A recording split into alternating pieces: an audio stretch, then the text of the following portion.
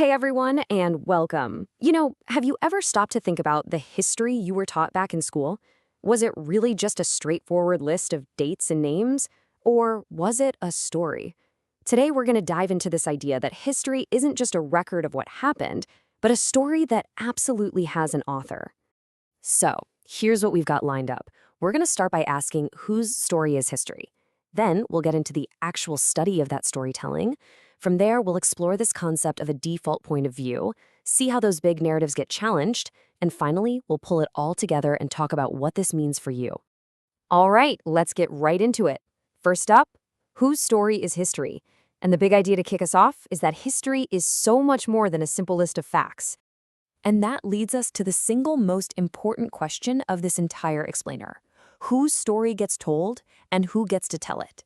This question changes everything. It takes us from just being passive listeners to being active, critical thinkers. And to answer it, we're going to need a special kind of tool. And that tool? It's a whole field of study called historiography. Seriously, this is the key that unlocks how history is actually put together. So, what in the world is it? Well, historiography is literally the study of how history gets written. It's not so much about the past events themselves, but about the methods historians use to interpret them. You can think of it like being a detective for the historians. We're looking at their evidence and questioning how they piece the story together. This whole idea gets really clear when you look at something like the American Civil War.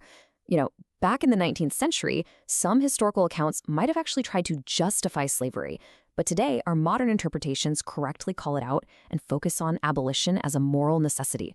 It's the same event, but seen through totally different historical lenses over time. That, right there, is historiography in action. This idea of lenses is huge, and it brings us right to our next section, a default point of view. The thing is, we all have a lens we see the world through. And a lot of the time, we don't even realize it's there. So let's unpack a couple of really powerful ones. First on the list is ethnocentrism.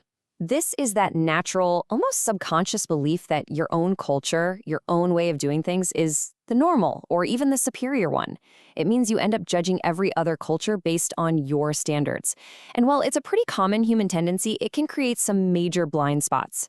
So, for example, someone with an ethnocentric viewpoint might look at practices like arranged marriages or communal living and just label them as backward or weird. And why? Well, simply because they're different from their own cultural norms. That snap judgment, that is ethnocentrism. Okay, so if ethnocentrism is about our personal bias, let's zoom out to the bigger picture. Let's talk about Eurocentrism. This is the tendency to view the entire world from a European or Western perspective. And this isn't just about one person's judgment. It's a whole framework that often puts European history and values front and center, while pushing others to the margins.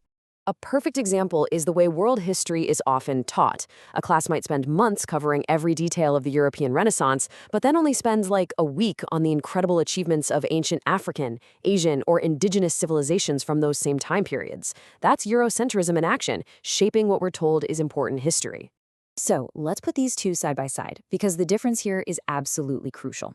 Ethnocentrism, that's more of a personal or group level bias. It's about judging others. But Eurocentrism is systemic. It's about which culture's story becomes the default for the whole world.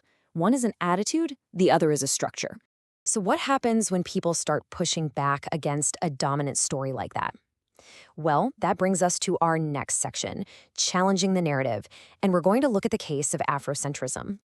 Afrocentrism is a powerful intellectual and cultural movement, and its goal is crystal clear: to put African culture, history, and contributions back at the center of our understanding of the world.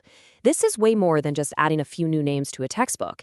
It's about fundamentally reframing the entire story. And this quote just captures its mission perfectly: to challenge the dominance of Eurocentric views and highlight the significance of African heritage. It is an active, scholarly, and intentional correction to centuries of history where that heritage was pushed aside. Let's look at a really powerful example of this in practice. For a long time, a Eurocentric view often tried to separate ancient Egypt from the rest of the African continent, almost as if it existed in a vacuum. The Afrocentric approach does the exact opposite. It studies and emphasizes the African origins and deep roots of Egyptian civilization, reclaiming its place within the continent's history. It's all about reconnecting a story to its people and its place. Okay, so we've been talking about some pretty big ideas here, but why does any of this actually matter to you? Let's bring it all home in our final section, what this means for you and how these different historical lenses actually shape your own identity. So let's boil this all down. What should you take away from this? First, and most importantly, history is an interpretation, not just a pile of facts. Second, when you understand the lens of the storyteller, it completely changes the story. Dominant narratives like Eurocentrism can be so common that we don't even notice them anymore. But that's why counter-narratives like Afrocentrism are so powerful. They actively reshape our understanding, which means questioning the source is absolutely essential for thinking critically. Because at the end of the day, these huge stories are the very things that shape our personal and cultural identities. And that leaves us with one last thing for you to think about. I want you to take a moment and really ask yourself, what stories have you been told, and who was the storyteller? Thanks for joining me.